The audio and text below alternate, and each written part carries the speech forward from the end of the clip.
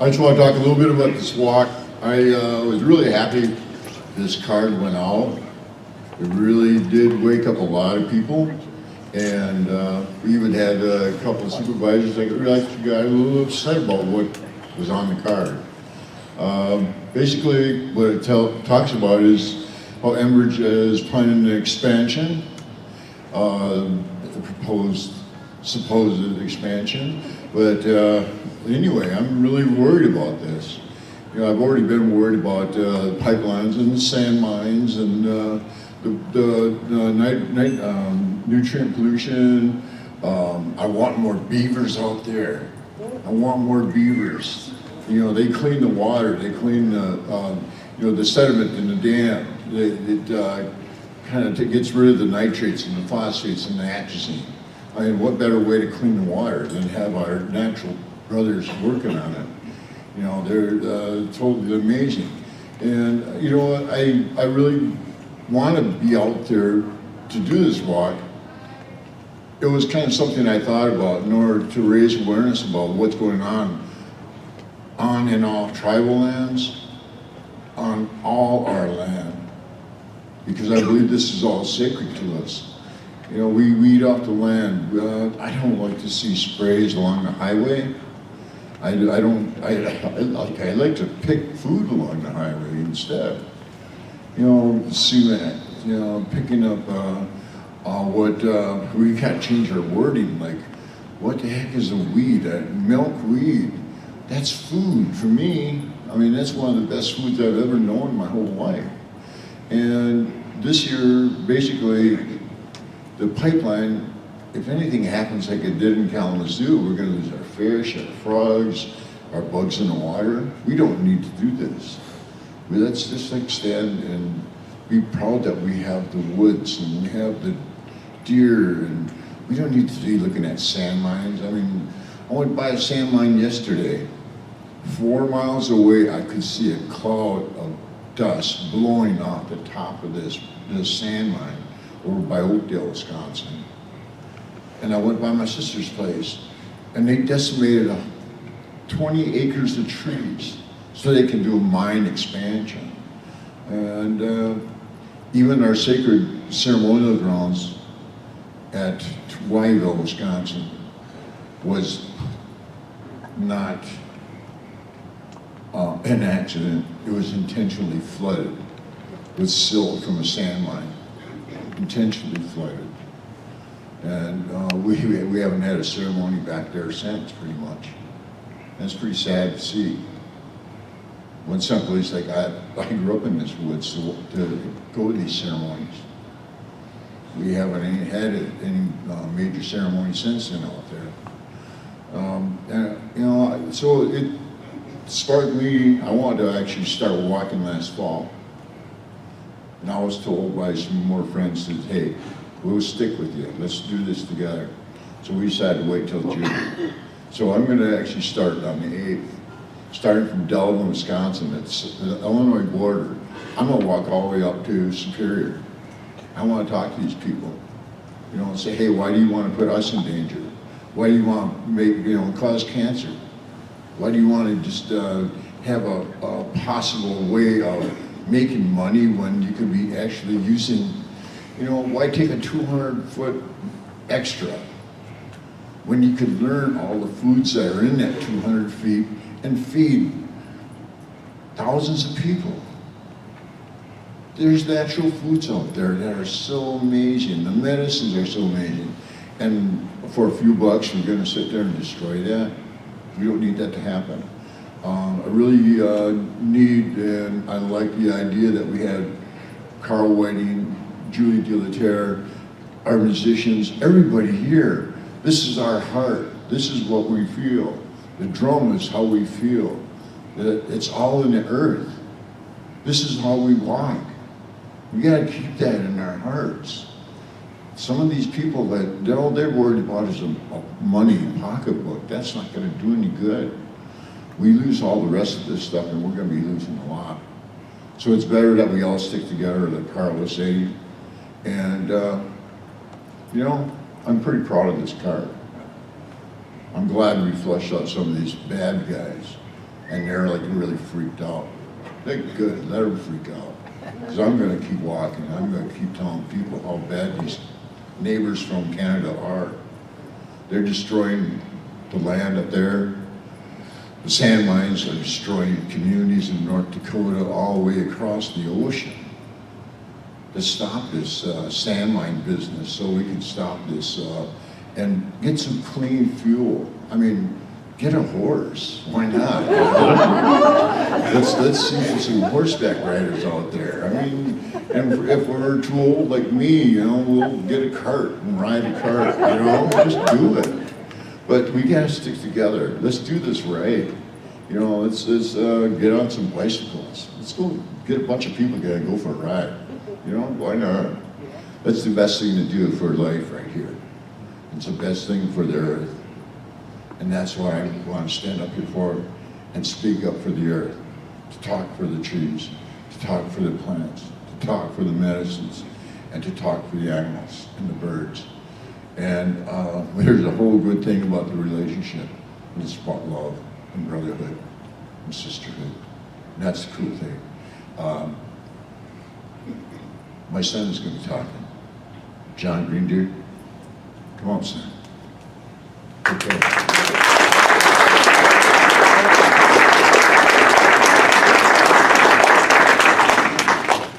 Lehu mari ga jagu oineda pirara ja eske wa gina pui wa haje hoji shana they were joking na Walker family they hoporo hinawana hiji kerekshina hanakuna ki eske wa gina pui wa haje and they was ke mashu ska hi gaide hijanki shina hini karigi we no hani chara hai pi eske chalky kara chuanje eske ge wore je eske ideanaga hoji shana ge hichakora hada ge wore hi kara shirida ge wanje eske ge egwana ge yan chakshne eske ge wangshi ge hosto yana ge nachke hi pegeja he kroke hada ge mangada ge wewi anaga ge gipi anaga eske ge waigina bui wanje ege jago hi hekshine hanaina guira eskege wa ini giran pui wahaje aho good afternoon.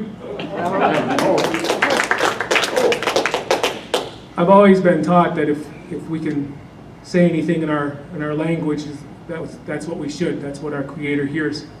And I just wanted to share with you whatever it is my father is doing and saying, I thank him for that. It's good to hear. This afternoon, a little while ago, a family came over during their memorial and offered us a couple songs, and so for that I was greatly appreciated. They started us off the appropriate way.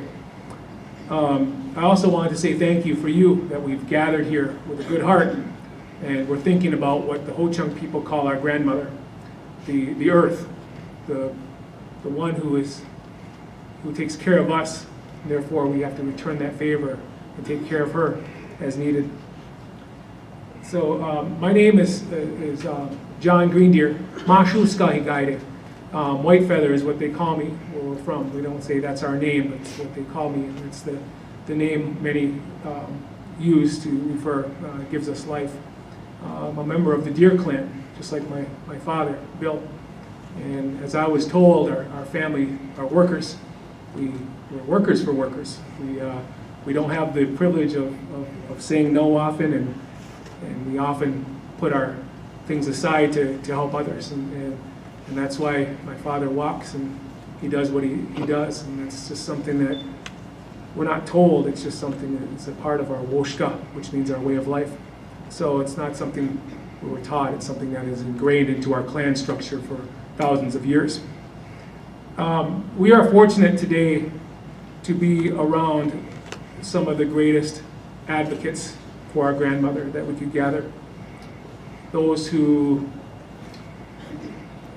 interests go beyond their own aquifers and beyond their own backyards. Those who often sacrifice the simple pleasures of life so that we could make sure that we have clean water to drink, so that we have clean air to breathe, and so that we can seed our soil and harvest from them. It seems almost an unnecessary endeavor. it doesn't seem like we should have to do it, but it has become essential since the drive for profit has come at any cost. Like these people, the environment really cares nothing about property lines, and we all know that. And it goes further to say it doesn't care about race. It doesn't care about how much money you have, whether you're a Republican or you're a Democrat. It doesn't care what your golf score is, or what Kim Kardashian wore to the Oscars. It doesn't care about those things. It only cares about one thing: to provide a setting for life, right? For plants, for animals, for microorganisms, and for all of humankind. Humankind, the only species on the planet that has the ability to protect it or to destroy the entire place. That sounds good at a podium. You're talking in front of people. But I assure you that it's 100% true. And that I believe that we aren't on the path to protection, that we are on the path to profit, which is why we're gathering here today, I believe. I admittedly have once played the role, and probably still do, of the apathetic. The guy who believed that clean and safe drinking water would always be available so long as I had a faucet to turn it on.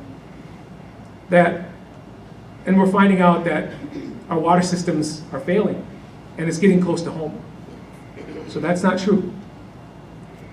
I always felt that fish and deer would replenish themselves no matter how much I took. But as Julie mentioned, these populations are seeding, and they're seeding rapidly. I felt that if disaster were ever to happen, whether it be natural or man-made, there'd be someone to clean it up. But if you're paying attention, you're finding out that most of us are turning our heads and walking away. I played the cynic, thinking, how on earth could us people, so small, have such an adverse global impact? It could never be true, but it is. I prejudged the players in this great notion of environmentalism. To think that everyone that took care of this earth was a pot-smoking hippie. Turns out there's a few of them who aren't. That's a joke. I know you're tired and hungry, but I gotta make these things work. What I have learned is to take my time, not to rush to judgment, not to make assumptions about the health of our planet based on the little parts of it that I see. Not to judge a person's values based on their political affiliation or their financial disposition, and never resign to the belief that I don't matter in this fight, that my voice won't be heard. No matter how many people tell me nobody's listening or nobody's going to do anything. This is our first fight, to make this important to everyone, especially those who are unknowingly affected by the very things that we're talking about today. I suppose we could let catastrophe be the messenger, like it was in Flint recently. That very same state, as you heard Carl mention, suffered this 20,000 barrel oops of crude. 20,000. And I was driving down thinking about the millions of gallons, and I can't conceptualize it. So I just started thinking of one barrel. Took one barrel of this crude tar sands and just poured it in the field, poured it in a lake, a pond, a riverbank, in your car, living room, and then had to clean it up. I can't even conceptualize how that would take place. And even if you did, what do? You pretty much end up in the same spot you were before, because you'll replicate the risk by dropping it somewhere else. So this catastrophe that happened out on the Kalamazoo is no different than what we are dealing with just a few miles away. Same company, same transfer. As a matter of fact, the threat grows larger. Whether they twin the line or increase the transfer capacity to the projected 1.2 million gallons per day. There's no accident, there's no crack in the line, there's no gumball size hole, there's only devastation that will never be cleaned up. I hope this at least gets some people to raise their eyebrows, to wake up, to realize that, this isn't a sky is falling case in front of us. This is very real. But there also comes a time that I've learned, that we all have to understand that pointing out a problem isn't the same as solving that problem. This is a hard truth. Sharing a post on Facebook doesn't make you a steward of the land. Neither does reading an article on frac sand mining make you an expert on the industry. It takes our A game. It takes research. You have to be uncomfortable, learning things that we probably thought we'd never learned before. These are the folks that come to the front lines and that make a difference. And it isn't simply our strength that wins these battles. It's our endurance. This, what I'll call a great alliance that we probably don't see, formed on behalf of our grandmother hundreds of years ago. There's not as many people as we probably like to see in this, but it isn't the number of people that make this movement so strong. It's the diversity that we have within. The composition, the folks that make civil action effective. Government leaders, parents and grandparents, lawyers, residents, spiritual leaders, folk singers, I had to throw that in recently. Farmers, lawmakers, and most importantly, the people that probably have more of a life in front of them than they do behind, our children. It works. It's a force to be reckoned with. You'd only go back in time to see in 1986 when Exxon saw the battle in front of them and pulled out of Crandon. 16 years later, BHP Billiton did the same thing. The citizenry also staunchly rejected Perrier from coming in 2001. And that's something we always got to keep our eyes open. As we all know in our recent history, Gogebic Tacanet, GTAC, closed up shop from their plans to line their pockets by blowing off the top of the Pinocchis, leaving nothing but a toxic footprint in the headwaters and sloughs of northern Wisconsin for us to deal with. And it was something that they realized they could not advance forward with the folks here in this room and beyond. These were battles that we were not supposed to win. They had the best analysts, they had the most money, the best attorneys, PR firms, groups, strategists, but they failed to calculate some very important facts. The ferocity of the citizens of Wisconsin and the tribal nations, and the ancient wisdom that guides our decision-making, our strategies, our approaches. It is amazing, as someone who had worked in public service, to have those reminders that folks out there, like yourselves, still know what democracy looks like, and still know how to hand it out when needed. The odds were stacked against us. You see, working in tribal government, working for the Ho-Chunk people, I've had the privilege of working with state and federal, county, municipal, local governments, and I have to say this, that people with money have access that we don't have. This is the reality. They can call up your governor, lawmakers, they can tell them what they want to have done, and they'll hold a carrot on a stick or a dollar bill on a fishing line, and they'll get what they ask for from most people. If you don't believe me, and I know you do, because I don't lie very much unless I'm going fishing, take a look around the state capitol. state law buildings, federal buildings. You're gonna see people like us. We have cameras, we have matching t-shirts, we sing songs maybe, but the people with the real meetings are lobbyists and business representatives. They're the ones that are sitting down, shaping how our state's gonna look.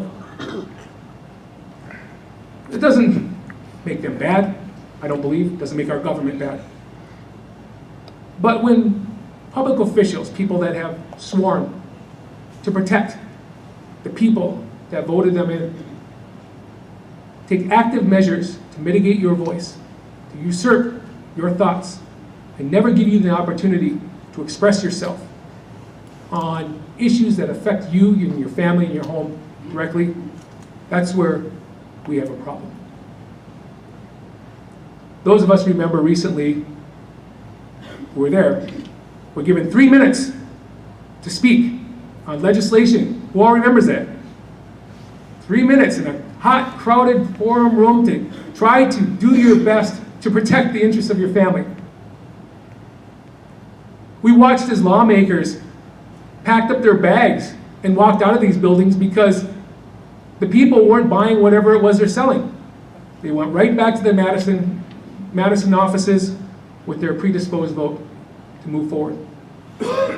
We've watched the darkest form of public service as elected officials attempted to deceive their taxpayers, the people that voted them in, by shaping their profit plans to be economic development, to be job creation, to be good for the local community.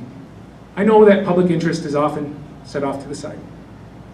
And I know that we have a governor and lawmaker who will try to make things sound virtuous. But it doesn't mean we should accept it as business as usual. Definitely shouldn't accept it as government as usual. There are regulations, permitting processes, environmental minimum standards, design and remediation plans, safety and security protocols that were put in place not to deter business. As a matter of fact, there are plenty of businesses that thrive in our state, that follow the rules, that take care of their employees, that understand and respect the guidelines and principles to which they operate under. Those aren't who I'm talking about. If these elements were not in place, I can guarantee you we would all be wearing gas masks right now. I can guarantee that every drink of water we take would have to come from a bottle. Absolutely. That our streets would be riddled with heavy machinery and dirt. And not a single penny of what our state was sold for, you'd see. So for those who have endeavored to place these protections for our planet through policy, we're forever grateful. But I just feel the best way to say thank you is to continue the work that they began and to continue to press against the machine to ensure that there's just simple living for what the environment was supposed to do to begin with. So what does the future hold for the advocacy of our grandmother Earth? What does democracy look like down the road? And do we even have a fighting chance? What's the next corporation lurking around the corner, eyeballing our resources, taking one of our state's representatives out for a steak dinner, right? Do we have what we need to stand our ground when the next environmental threat is ahead? I obviously don't have the answers to all these questions, but I will say that the times have changed, the strategies have changed, the styles, the methods, our approaches to any threats. We simply need to look back, as Julie mentioned, to some of these incredible moments in the last century, looking at the devastation of nuclear fallout after World War II. How we realize that that's the bomb that just keeps giving. We look at some of the monumental publications like Aldo Leopold's The Sand County Almanac, Rachel Carson's, Silent Spring, looking at the disastrous effects on bird population and finding out how we are still living that today. One of the things I see as the diamond in this is not from a corporation, not from a person, not from a company, not from anyone, but the evolution of tribal sovereignty. It means something a lot different these days than it did 20 years ago. It was just supposed to keep us organized and keep us secluded from everything. But it wasn't built like that. See, we throw that around quite a bit. President Bush, too, couldn't define it on his best day on earth. As simple as it is the right to self-govern, a right to make necessary decisions to protect the tribal members and the shared communities that they live in. As a political science, I could over-embellish this, but it's simply the right to protect us, to watch out for our health, safety, welfare, and yes, even our commerce. It wasn't this, and isn't this omnipotent power we'd like it to be, but it is simply a meager vestige of what we once had a long time ago. It is recognized by both the state and the federal government. And while it may not be respected, it cannot be unrecognized. It cannot be unacknowledged. As sovereign nations, tribes can set minimal standards for environmental policies, for air and for water. They're able to apply directly for grants, seek emergency funding. With Wisconsin, Executive Order 39 directly mandates that all state agencies must meet with all tribes at least once a year to ensure that their internal policies are reflective and acknowledge tribal sovereignty. In fact, in the state of Wisconsin, we are the only state legislature to have a special committee on tribal relations, state and tribal relations, in which the public members, i.e. the tribal representatives, have a legitimate vote in the state's legislature. There is no point in having all of this power if we do nothing, right? If we wait for something horrible to happen, if we pay no mind to what's happening in our state or nation's capital, the strength and legitimacy of tribal government has grown in the last couple of years, more so in the future. So broadening our attention environmentally will increase our political environmental cognizance, and we won't be so reactionary. And I don't think we are. I think we're moving away from that, and I'm glad.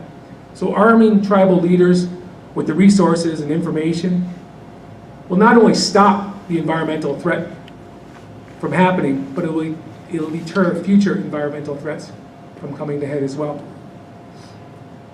We have an incredible alliance, and we may not know the propensity or the strength that we have to this day. One thing I've come to know is that I realize that placing my hope that others will do the work for me is probably what a lot of other people think, and probably why they stay home. Probably why they remain silent. Probably why they ignore the things that they see and hear. So a quick inventory is, I can't control what they do. I can't control what happens to the environment. But I can control what I do and how I think and who I share this incredible information with. It's important to me.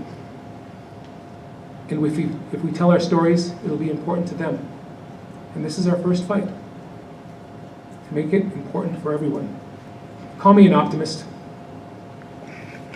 but I always feel that I will never let this earth down.